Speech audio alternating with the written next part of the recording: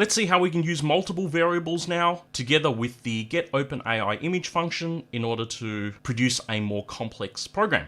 So we're going to start by importing the goodies module, setting our school ID, and then we're going to use the input function to capture the name of a country that the user will type in. We're going to assign it into the country variable.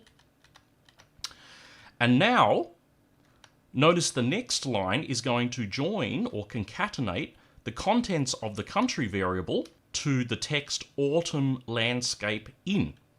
That's on the right hand side of the equal statement, so that gets done first.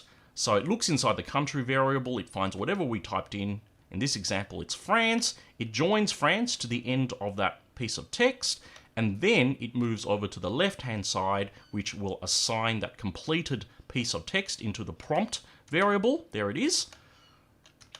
And then we can use the contents of the prompt variable in our getOpenAIImage function. That gets substituted into there, calls the getOpenAIImage function. You'll get a string that comes back. That gets assigned into the image variable, and then we get to our last line, which will then look inside that image variable, get the URL, substitute it in, and then call print image on it, and then you get an image of an autumn landscape in whatever country the user typed in line 3.